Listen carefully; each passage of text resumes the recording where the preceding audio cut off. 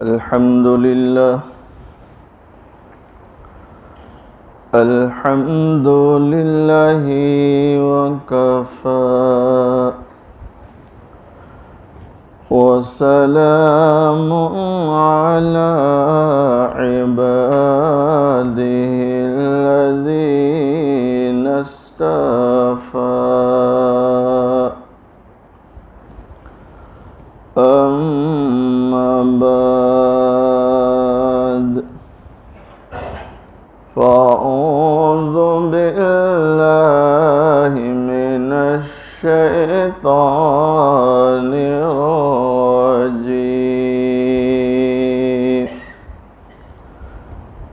بسم الله الرحمن الرحيم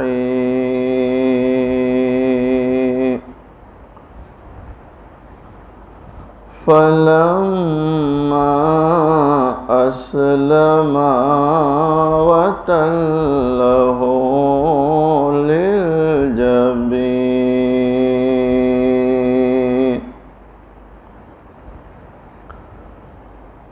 صدق الله مولانا العظيم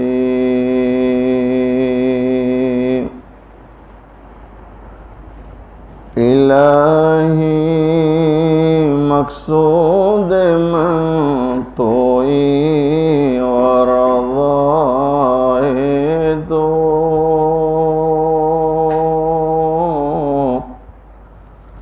محبت و معرفت خود بدے غم حیات کے سائے محیط نہ کرنا۔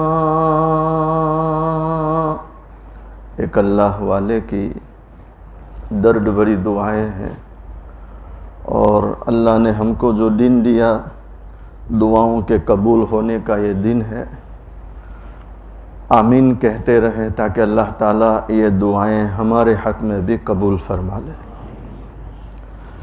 غم حیات کے سائے محیط نہ کرنا، کسی غریب کو دل کا غریب نہ کرنا۔ میں امتحان کے قابل نہیں میرے مولا،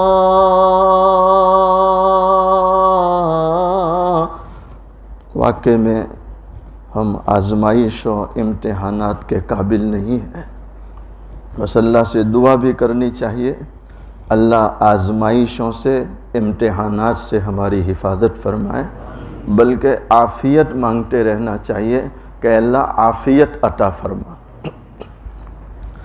میں امتحان کے قابل نہیں میرے مولا،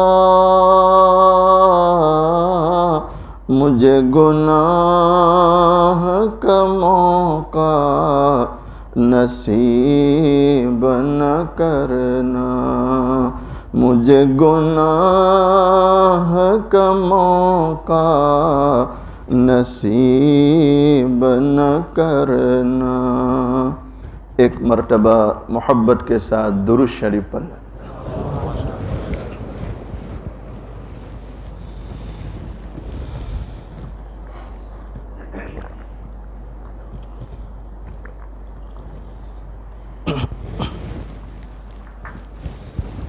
قابل صد احترام معزز علماء، بزرگوں، عزیز نوجوانوں، حق تعالی شانہ کا بڑا احسان اور کرم ہے، آج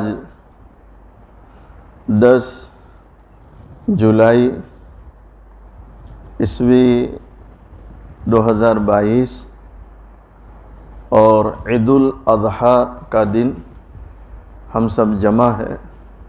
اللہ تعالیٰ سے دعا کریں اللہ تعالیٰ ہم سب کے جمع ہونے کو قبول فرمائے، ہمیں اور پوری امت کو اللہ تعالیٰ عید کی خوشیاں نصیب فرمائے۔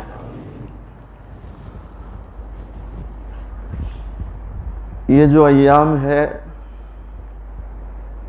جس میں ابراہیم علیہ السلام کی عظیم الشان قربانیوں کا تذکرہ ہوتا ہے، آپ حضرات کو میں دل کی گہرائیوں سے مبارکبادی پیش کرتا ہوں، اس لیے کہ آپ میں سے اکثر وہ ہے جو فجر پڑھنے آئے تو آئے پھر باہر نکلے ہی نہیں۔ یہ بھی تو قربانی ہے کہ نہیں؟ فجر سے بیٹھے باہر نکل جائے تو پھر باہر ہی رہ جاتے ہیں، اندر آنا مشکل ہے۔ اللہ اس قربانی کو بھی قبول فرمائے۔ ابراہیم علیہ السلام جن کو اللہ کا قرآن کہتا ہے وَاتَّخَذَ اللَّهُ إِبْرَاهِيمَ خَلِيلًا، ابراہیم خلیل، اللہ نے ابراہیم کو خلیل بنایا۔ کیا بنایا؟ خلیل۔ خلیل کے معنی دوست، خلیل کے معنی دوست۔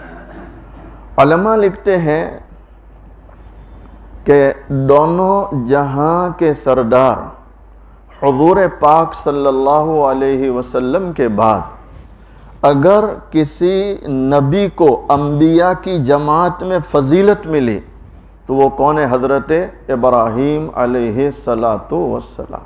اس میں کوئی شک نہیں کہ ہمارے نبی جیسا کوئی نبی، ہمارے نبی جیسا نبی آج تک کسی ماں نے جنا اور قیامت تک کوئی جن سکتی، ہر ابتدا سے پہلے ہر انتہا کے بعد، ہر ابتدا سے پہلے ہر انتہا کے بعد ذات نبی بلند ہے ذات خدا کے بعد۔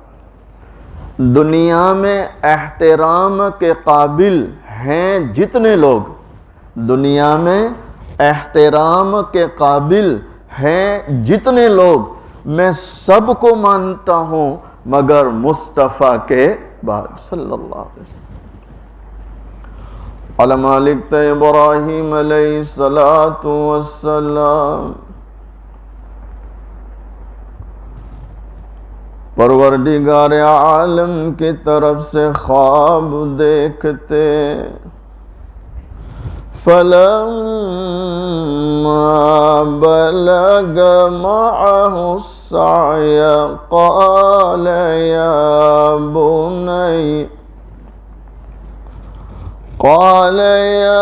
بُنَيَّ إِنِّي أَرَى فِي الْمَنَامِ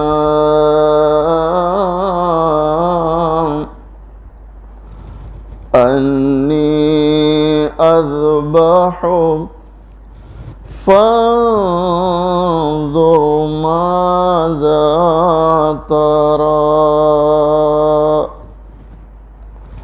قَالَ يَا أَبَتِ افْعَلْ مَا تُؤْمَرُ سَتَجِدُنِي إِن شَاءَ اللَّهُ مِنَ الصَّابِرِينَ۔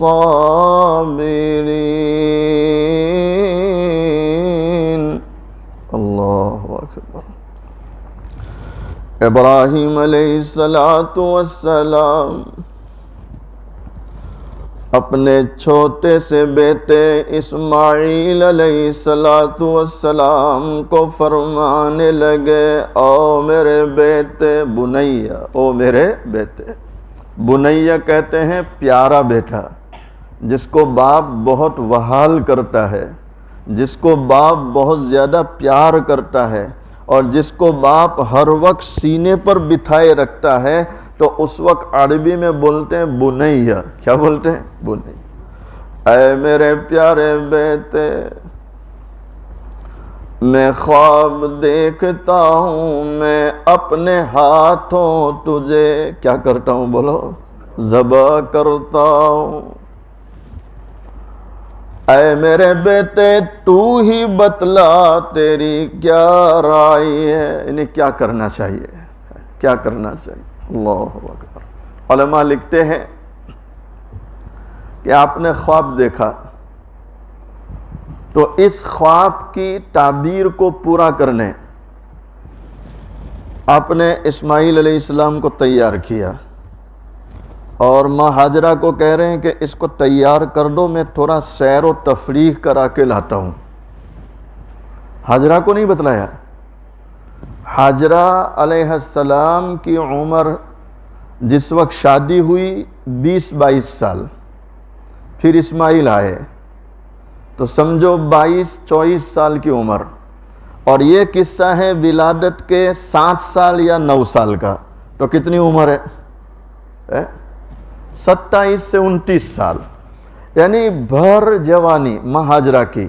اچھا, ماں ہاجرہ مصر کی شہزادی ہے, مصر کے بادشاہ کی بیٹی ہے.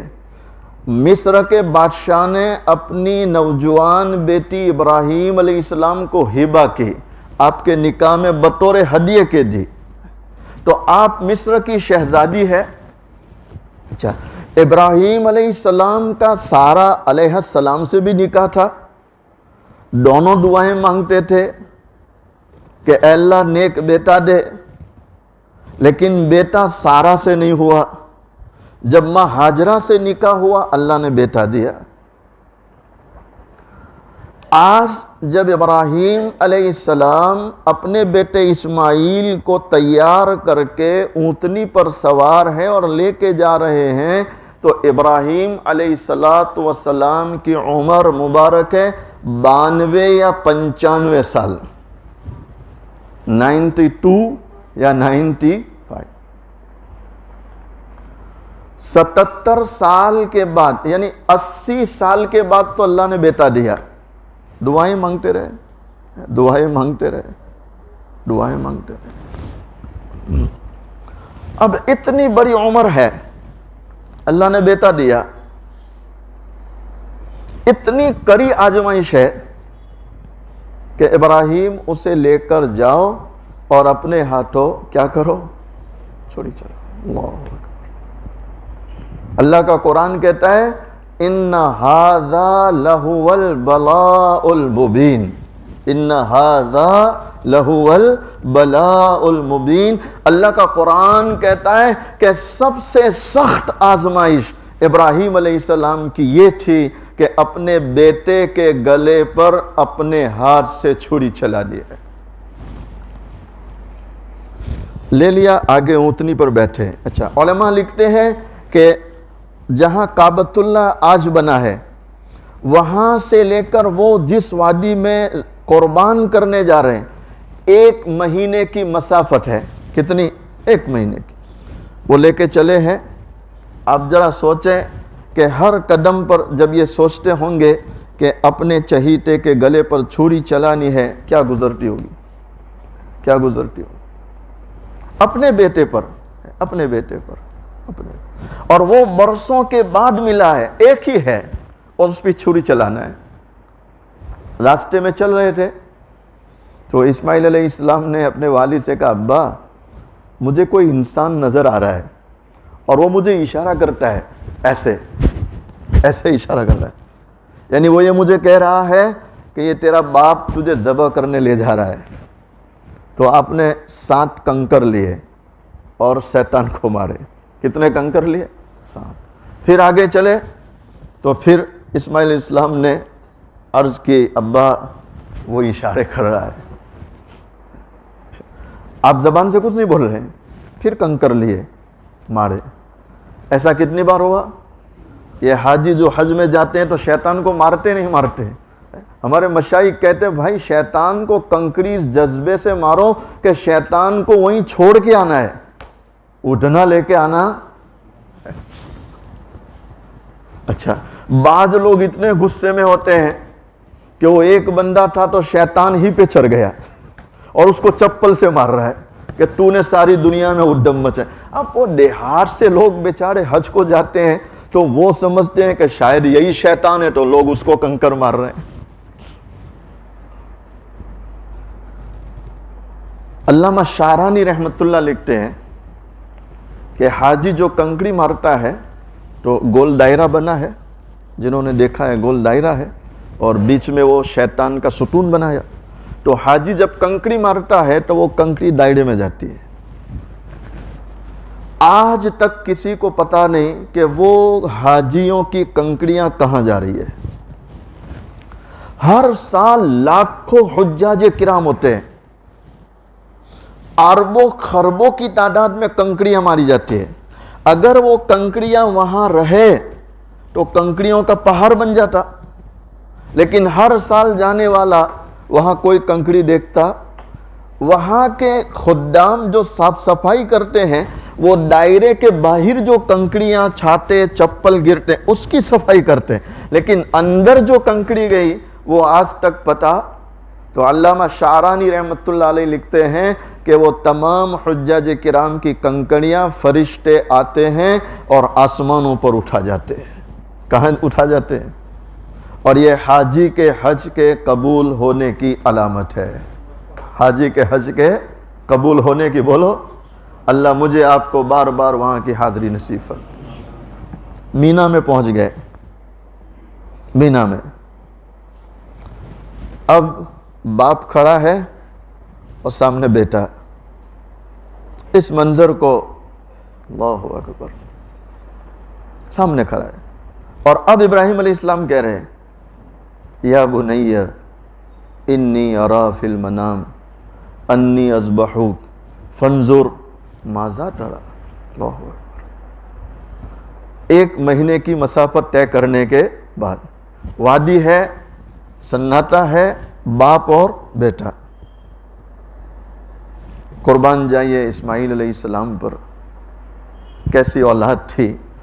آپ نے جیسے ہی سنا کہ میرا والد جو نبی بھی ہے، میرا والد جو نبی بھی ہے، وہ اللہ کا قرآن پڑھ رہا ہے کہ یا بنی انی ارا فی المنام انی اذبحک فانظر ماذا تری، تو دیر نہیں لگائی، بیٹے نے فوراً کہا یا ابت افعل یا ابت افعل ما تؤمر ستجدنی انشاء اللہ من الصابرین۔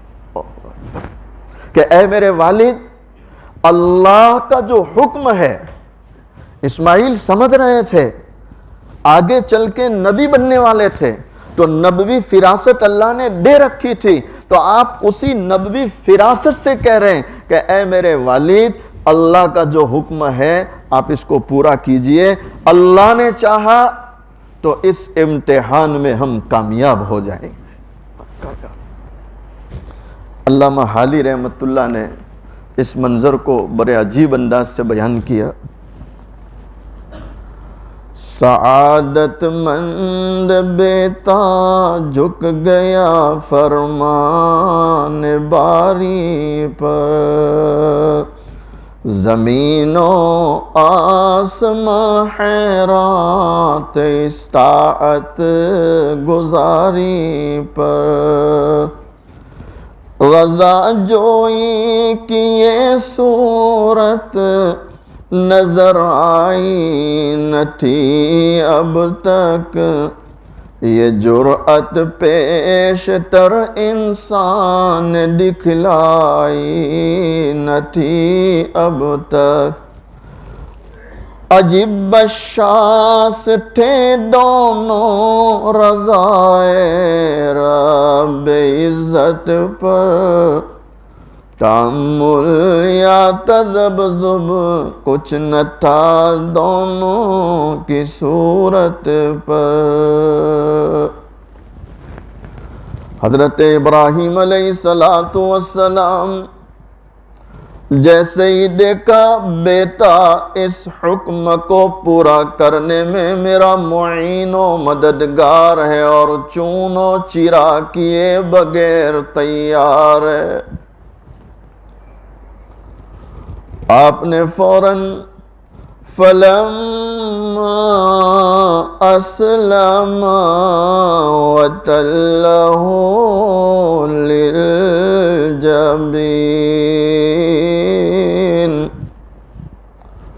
اپنے بیٹے کو زمین پر چیت لٹایا اور قربانی کی تیاری ہو رہی ہے. اللہ اکبر.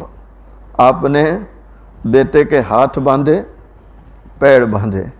اچھا، اسماعیل علیہ السلام اپنے والد کو کہہ رہے ہیں ابا چیت لٹانا، یعنی یہ چہرہ چھاتی زمین کی طرف اور یہ پیٹھ آسمان کی طرف. کیوں؟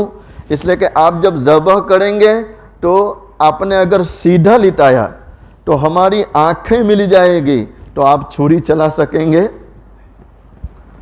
اے میرے والد، اپنی آنکھوں پر بھی پٹی باندھ لو اور میری آنکھوں پر بھی باندھ دو. اور اپنا کرتا اتار دیا اور کرتا اتار کر اپنے والد کو دے رہے. اے ابا، یہ کرتا حفاظت سے گھر لے جانا، شاید کبھی ماں مجھے یاد کرے تو یہ کرتا دے دینا، اس کو دیکھ کر اسے تسلی ہو جائے گی. اللہ تسلی ہو. اب چت لٹایا، ہاتھ میں چھری ہے. اچھا، علماء لکھتے ہیں کہ اس ہاتھ سے وہ سر کے بال پکڑے، یوں یہ پکڑ کے تھوڑا یوں اٹھایا، منڈی کو، سر کو اٹھایا اور چھری یوں گلے پر ایسے ایسے.